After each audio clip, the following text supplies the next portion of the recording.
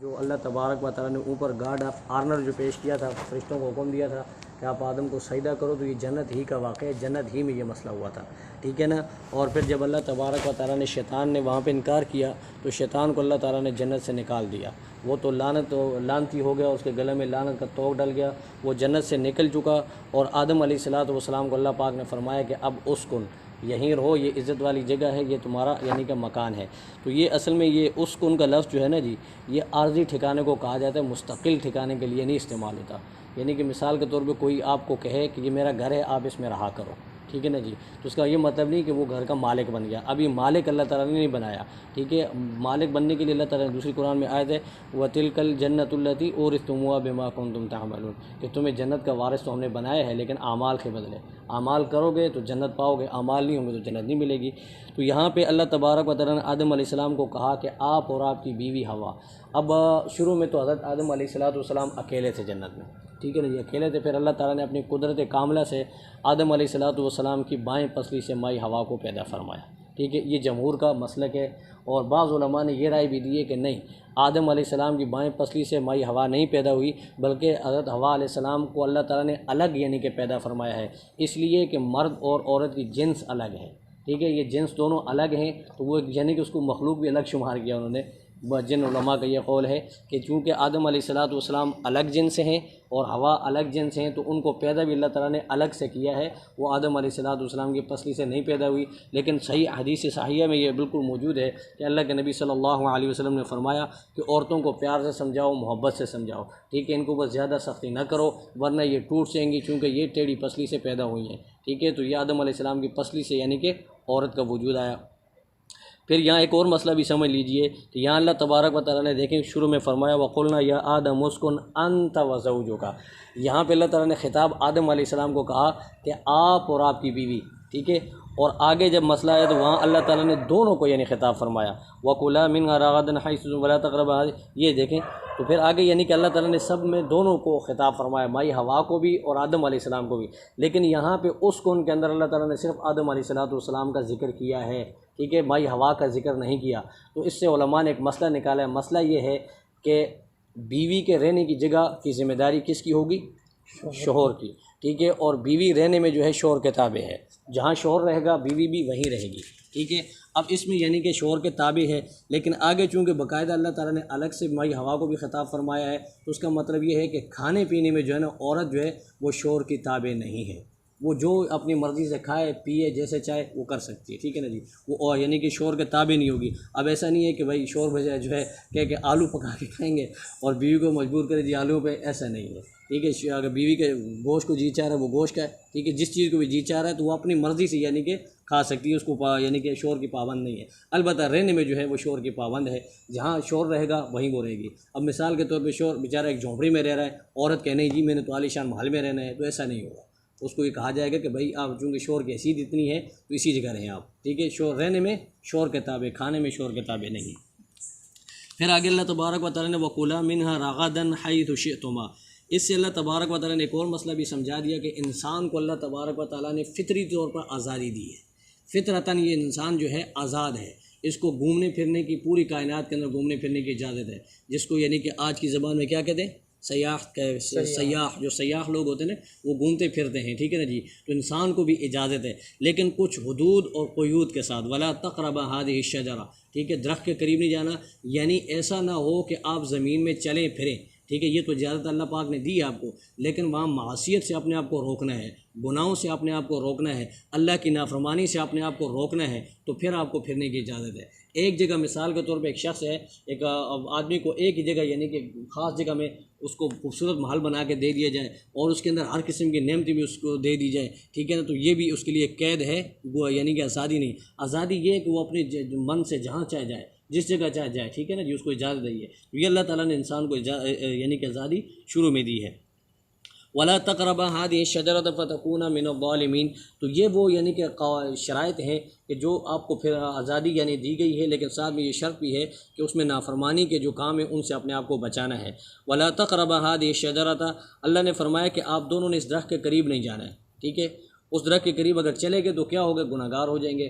اب یہاں ایک مسئلہ یہ ہے کہ یہ درخت کون سا تھا؟ ٹھیک ہے جی. تو اس میں علماء کے جو ہے مختلف قول ہیں. بعض فرماتے ہیں کہ یہ گندم کا درخت تھا، بعض فرماتے ہیں کہ انجیر کا درخت تھا، بعض فرماتے ہیں کہ انگور کا درخت تھا. اس سے کوئی بحث نہیں، جو بھی درخت تھا. بہرحال کہنے کا مقصد یہ تھا کہ اللہ تبارک و تعالیٰ نے فرمایا کہ اس درخت کے قریب نہ جاؤ. ٹھیک ہے، تو یہاں درخت کے قریب نہ جانے کا مطلب یہ ہے کہ اس درخت کے قریب نہیں جانا یا پھل کھانے سے منع فرمایا. تو مطلب یہ ہے کہ بھائی درخت کے قریب نہ جانے سے مطلب پھل نہیں کھانا اس کا.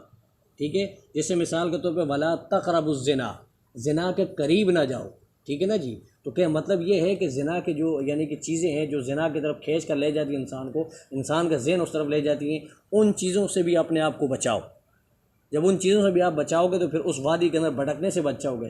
اگر آپ وہاں تک پہنچ گئے تو پھر آگے دیوار کراس کرنا اتنا بڑا مسئلہ تو نہیں ہے، آسان ہو جائے گا. تو اس لیے اللہ تعالیٰ نے یعنی کہ ان چیزوں سے بھی روکا. تو یہ درخت جو ہے گندم کا تھا یا انگور کا تھا یا انجیر جو بھی تھا، اللہ تعالیٰ نے اس سے منع فرمایا آدم علیہ السلام کو کہ اس کے قریب نہیں جانا.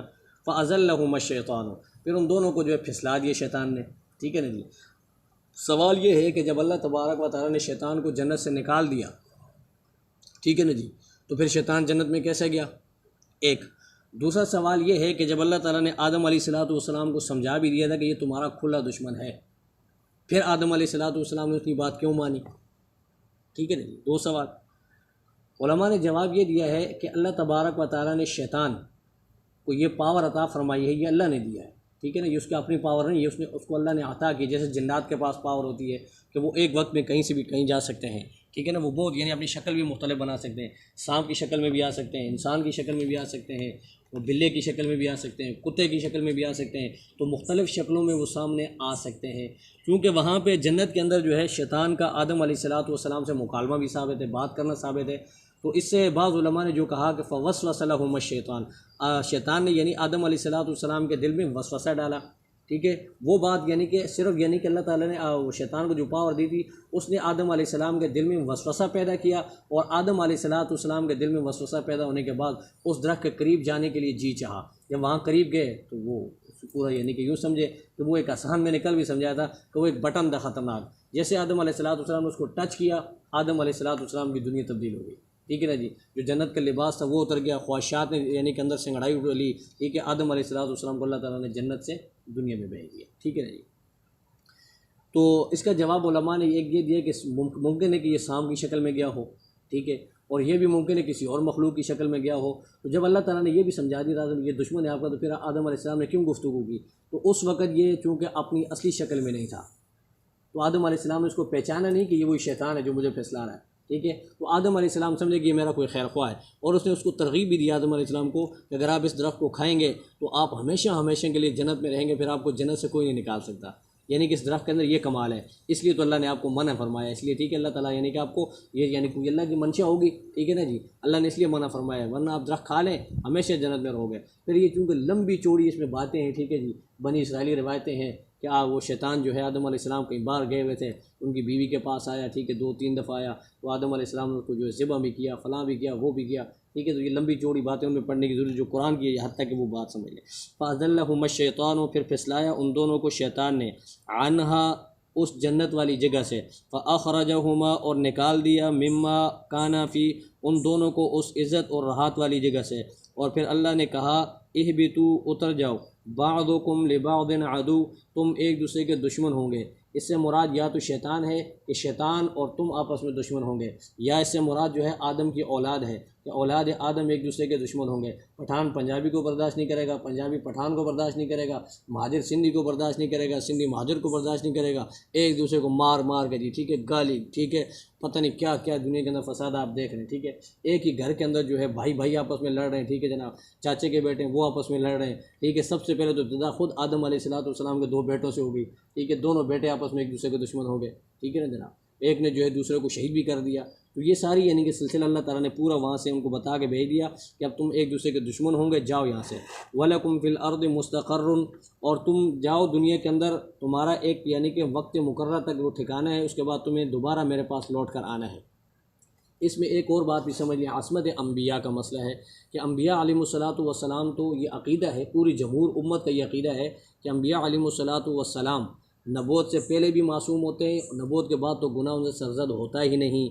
تو فَتَكُونَ مِنَ الظَّالِمِينَ، یہ کہنے کا کیا مطلب ہے؟ فنسیہ آدم علیہ السلام بھول گئے، ٹھیک ہے نا جناب۔ یہ ایسی باتیں کرنے کی اس کا کیا مطلب ہے؟ تو علماء نے اس کا جواب یہ دیا ہے کہ انبیاء علیہ الصلاۃ والسلام گناہوں سے بالکل پاک ہیں، ٹھیک ہے، ان سے گناہ سرزد نہیں ہوتے، لیکن یہاں پہ جو غلطی ہے اس کو یعنی کہ چونکہ جو بڑا ہوتا ہے نا، اس کی چھوٹی سی غلطی بھی بڑی یعنی کہ سمجھی جاتی ہے۔ تو ان سے چھوٹی سی لغزش ہوئی تھی، وہ لغزش بھی اللہ تبارک و تعالیٰ نے اس پہ بھی زبردست قسم کا زجر کیا کہ آپ جو ہے لوگوں کے لیے آئیڈیل ہو، آپ لوگوں کے لیے مثال ہو، اگر آپ کے سفید دامن کے اوپر چھوٹا سا بھی دبا لگا ہوگا تو آپ میرے دین کی تبلیغ کیسے کرو گے؟ آپ میرے احکامات کی تبلیغ کیسے کرو گے؟ یہی وجہ ہے کہ حضرت یوسف علیہ السلام قید خانے کے اندر رہے، اور ان کی رہائی کا جب وقت آیا تو یوسف علیہ السلام نے کہا کہ پہلے میرا معاملہ وہ صاف کیا جائے، جو عورتوں نے میرے پہ تہمت لگائی ہے اس معاملوں کو پہلے صاف کیا جائے، پھر میں باہر آؤں گا، ٹھیک ہے۔ اس کے بعد وہ بھول کے 40 سال مزید جو یوسف علیہ السلام قید میں رہے، لیکن باہر آنے کو انہوں نے ترجیح اس لیے نہیں دی کہ دامن پہ ایک داغ لگا ہوا تھا، وہ داغ صاف ہو جاتا۔ پھر آج یوسف علیہ السلام نے کہا میں مبلغ آدمی ہوں، میں نے تبلیغ کرنی ہے، اور کل اگر میں کسی کو دعوت دوں گا لوگ کہیں گے تو وہی ہے نا جو زلیخا کے ساتھ نعوذ باللہ تو نے اپنا وہ کیا تھا، تو وہی آدمی ہے، ہم تیری بات نہیں مانتے۔ تو اس لیے پہلے دامن اپنا بالکل صاف کیا، پھر اس کے بعد جو ہے باہر ہے۔ تو اس لیے اللہ تعالیٰ نے انبیاء علیہ السلام کو تو بالکل پاک رکھا ہے۔ اگر یونس علیہ السلام کا واقعہ ہے، وہاں بھی اللہ تعالیٰ نے یوسف علیہ السلام کو جو دعا بتائی لا الہ الا انت سبحانک انی کنت من الظالمین، وہاں بھی یہ ظلم کا لفظ ہے۔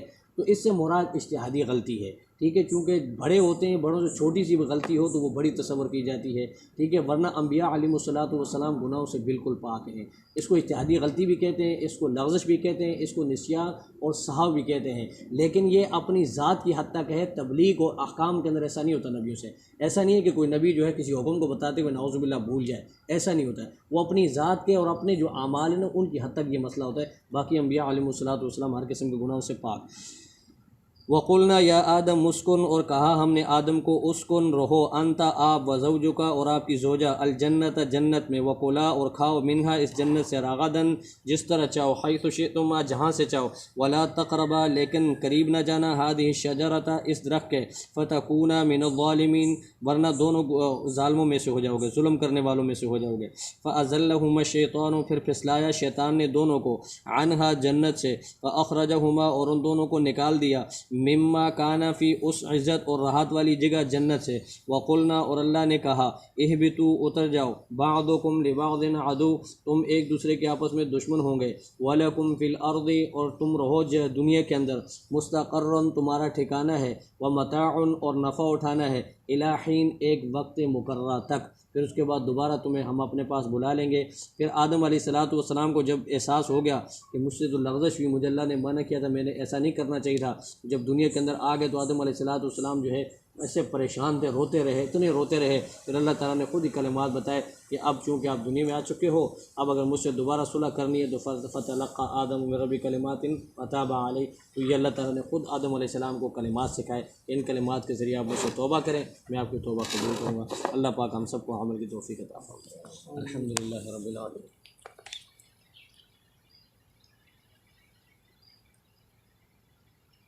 ربنا تقبل منا انك انت السميع العليم وتب علينا انك انت التواب الرحيم، وصلى الله تعالى على خير خلقه محمد وعلى اله وصحبه اجمعين۔